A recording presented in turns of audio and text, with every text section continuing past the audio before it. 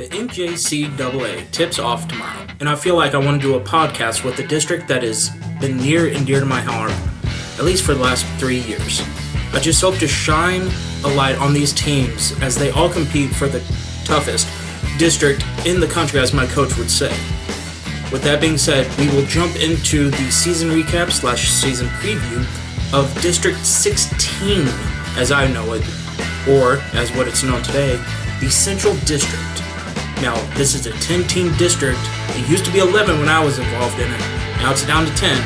So, it's going to be very interesting. This is all 9 teams of Region 24 and Vincennes, that is out of Region 12. Vincennes got moved into this district in 2012-2013 after the previous year where Vincennes had to travel to Maryland to play in the regional game and then to New York, if they won that, into the district game. So let's go ahead and jump into the last 10 teams of District 16, starting with seed 10 last year's tournament all the way to the top seed.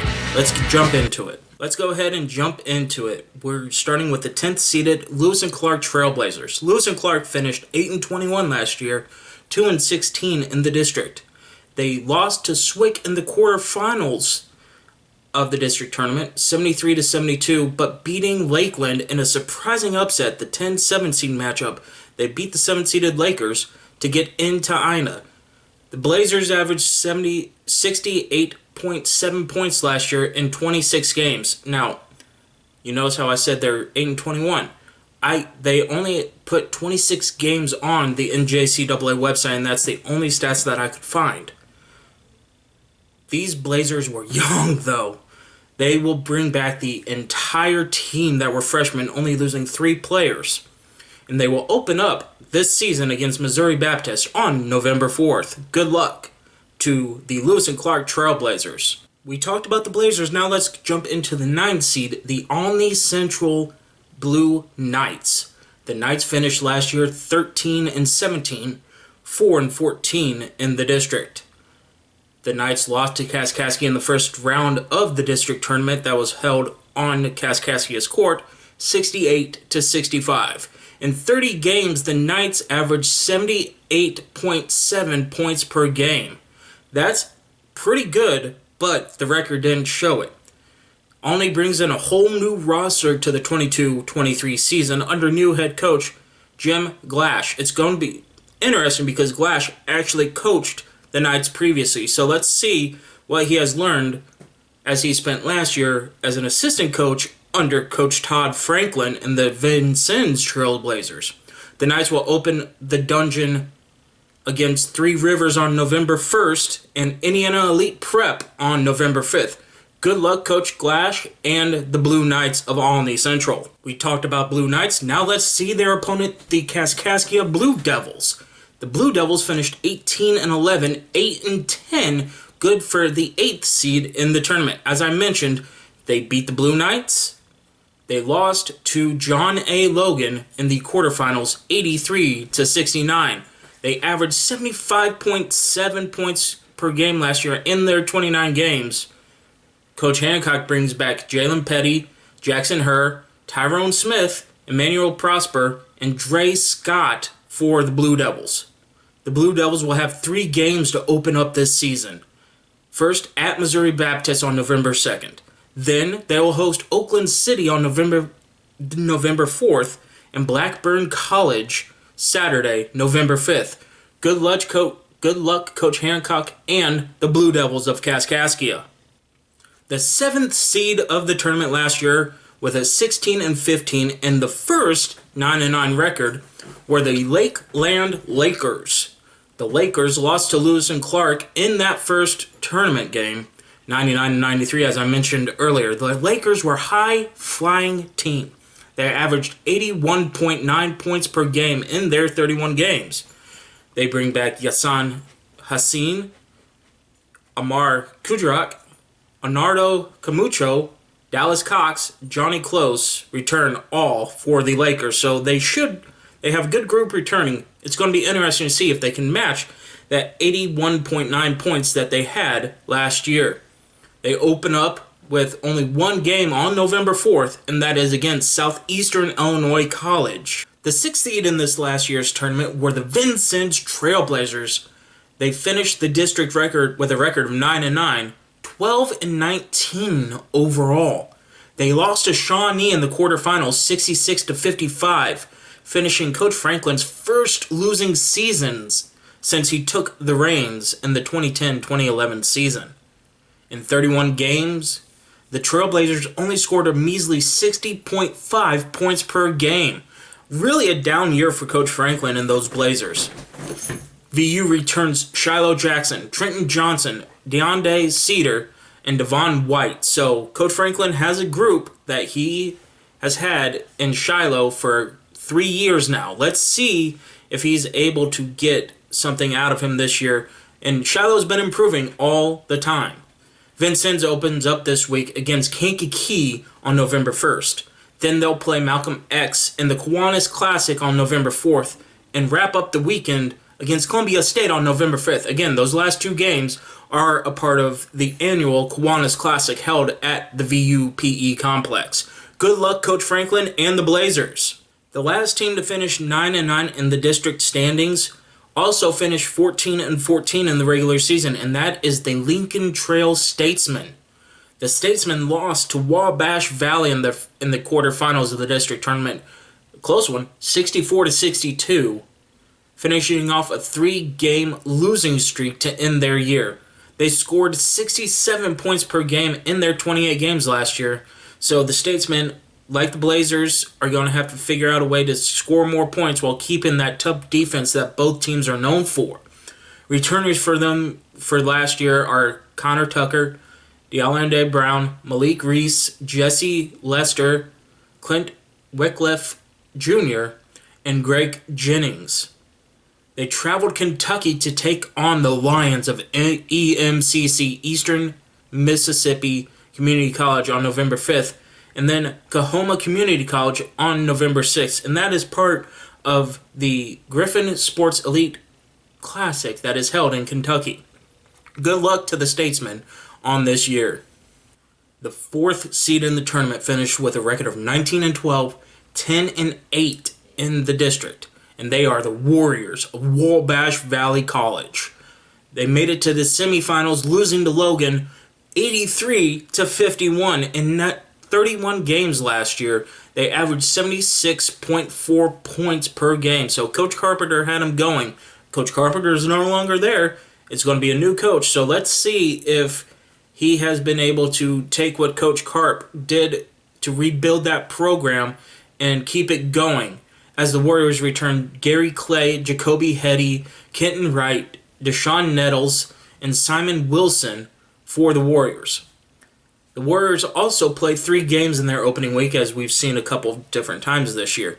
Their opponents this week are going to be Greenville College on November 2nd, Priscilla University on November 4th, and Indiana Elite Prep on Sunday, November 6th. Good luck to the new coach at Wabash Valley College, and good luck to the Warriors. The 3 seed in this tournament last year were the Shawnee Saints. They finished with a record of 18-11, 11-7 in district play. This was the highest seed the Saints have ever gotten since I have known them in this tournament. They lost to John A. Logan 90-78 in the championship game, but to get there, they beat the Vincennes Trailblazers, as you heard earlier, in the quarterfinals. And then they beat Swick, which you'll hear about next, in the semifinals. Like I said, they lost that game 90-78. So a very good season for the Saints. 29 games, they averaged 73.6 points per game. Let's see what the Saints are really about, because Coach Sparks there has been really good about keeping their team disciplined but able to put up points. And they're going to have to rely on Tyrone King, Ashton Young, A.K. Hensley, and Kyler McIntosh, as those guys are going to be your returners for the Saints this year. They open up the season in Vincennes in the Kiwanis Classic, taking on Columbia State on November 4th and Malcolm X on November 5th. So in that Kiwanis Classic, Vincennes plays Malcolm X on the 4th, and then Columbia State and the Shawnee Saints just flip them. It's a 14 all around, except Shawnee and Vincennes won't play each other as it is only a 2-day event. But good luck to Coach Sparks, and good luck to the Saints as they continue to improve season by season. These next two teams, I swear, have always been a thorn in Vincennes' side when I was there, and they continue to put up great numbers year in and year out. Let's start with the 2 seed of last year's tournament. You've heard them a couple different times by their nickname, SWIC. It is the Southwestern Illinois College Blue Storm. The Blue Storm last year, like I said, lost to Shawnee. That score was 79-78, so a last-second loss. Oh my goodness. And SWIC had those games in and out the last couple of years. They always make a deep run in Ina, and they have just been bitten by late-game mishaps that have cost them a trip to Hutch. But, again, Coach is very disciplined with that team.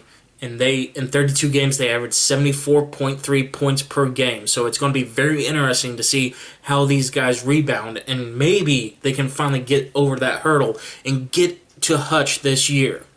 They return Jaquaz Franklin, Luke Davis, Kamimi Brent, Jacoby Huddleston, and Amori Johnson. So again, a lot of guys returning in for the Blue Storm. It's going to be very, very difficult, as it is always, every year it is very difficult for those teams to beat each other on the other team's home floor. That's why my coach, Coach Franklin, always said that this is one of the toughest districts in the nation. You cannot beat the other team. You have to find, scrap, get some way to win on the other team's home floor. And in SWIC, it is very, very difficult. SWIC opens up against Missouri Baptist tomorrow, November 1st, and then have Southeast Missouri Prep on November 4th. Good luck, Blue Storm, and hopefully you don't beat my Blaze. The top overall seed were the John A. Logan Volunteers. They finished the year strong, 29-4, 16-2, district champs for back-to-back years. They beat Shawnee 90-78. They make it to Hutch for a second straight year. And again, they're the 4th seed in the tournament. And they lose. They lose in the first game that they play in that tournament. 33 games, Coach Kyle Smith-Peters had his team clicking on all cylinders. 81.9 points per game. Coach Smith-Peters is now an assistant coach in Mizzou. His brother, Tyler Smith-Peters, is now the head coach at Logan. Let's see if Tyler picked up on what Kyle was able to do and regenerate the Logan way. And it is going to be very difficult because they only returned 4 starters from that, or 4 players from that team. KJ Dibrick, Eli Donson, Tyone Nesbitt, and Jason Cross. So let's see again. Tyler Smith-Peters is going to have to, and I'm sure he's talking to Kyle all the time. It's back and forth all the time with those two. This week, they open up against Mineral Area. Tough opponent to open up against. And then on November 5th, they take on Three Rivers. Both those games are held in Three Rivers, Poplar Bluff, Missouri, in the Three Rivers First Midwest Bank Classic. Good luck, Coach Smith-Peters and the Volunteers of John A. Logan. So there they are. The 10 teams that make up the Central District, District 16. Now let's go ahead and talk a little bit about what's going to happen going into the rest of these podcasts that I have set up and all this other stuff. I'm hoping to make this a weekly thing, again, keeping track of teams as they play and stats and all that other stuff. Keep up with rankings as they happen, and really, on the topic of rankings, let's go ahead and talk about that for just a quick second as I pull up the NJCAA rankings for this year. But let's go ahead and talk about another poll that's out there. The JUCO Advocate, great Twitter guy. He always is pretty spot on with his predictions on the polling and whatnot. He has Northwest, Florida State 1, Salt Lake 2, Indian Hills 3, Florida Southwestern 4, and at number 9, he has John A. Logan. So again, the Volunteers make his top 25. However, when we go to the NJCAA official polling rankings, they're not number 9. They're not on the list at all. Which again, they finished 29-4 last year. They were the 4th seed in the tournament. How are they not ranked? Is it because they lost Coach Smith Peters? Is it because they lost so much talent? They're not even in the receiving votes. So at number 9, they have the NJCAA has Chipola, which again, it's not a bad pick. It's just not Logan. And JUCO Advocate, this is what he's saying, is that it's Logan should be the 9th best team in the country. So as we get into this, no district team is ranked at all in either poll. JUCO Advocate doesn't have a district team besides Logan on their radar right now, which is fair because after Logan and Swick, it was very tight in the seeding wise. Again, you had 3 teams finish 9-9. I mean, the NJCAA rewards some of those teams. Again, they reward Swick in the receiving votes. They are after New Mexico and Three Rivers. So they're pretty high up there in the receiving votes. You also have Vincennes again. 12-19 they finished last year in the receiving votes category. I mean, that has to be a lot of just Coach Franklin and notoriety, and knowing that Coach Franklin can have this team bounce back. But again, I don't think they should be in the receiving votes category. And this is coming from a VU guy. They should not be in this. They finished under 500. They had a lead late into that district game, and they lost it. They don't belong in the receiving votes category.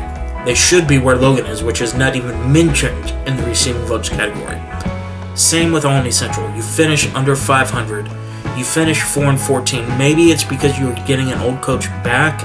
I don't know, but they are the last team in the receiving votes category. And again, no disrespect to the Blue Knights. No disrespect to the Trailblazers. They don't deserve to be here, especially not above Logan. It's going to be very interesting to see what happens this year. It's going to be a very long season. I hope to have each and every either head coach or assistant coach be able to come on to the podcast and we can talk about what they saw and what is happening at their respective communities. That's all I want this podcast to be, is to shed a light onto the Central District, District 16, and to have all these guys come together and by March have a fun tournament down in Ina. That is all my goal is, and I hope you guys will join me in this journey. That will do it for the first episode. So again, next week we will see what happens with the results of all 10 teams, as long as they're posted. So keep up to date with that. On Twitter, my Twitter handle is going to be listed down here or in the description below. So go ahead, follow me there. Subscribe to the channel if you haven't already. I know this is a relatively new channel, so go ahead and hit that subscribe button.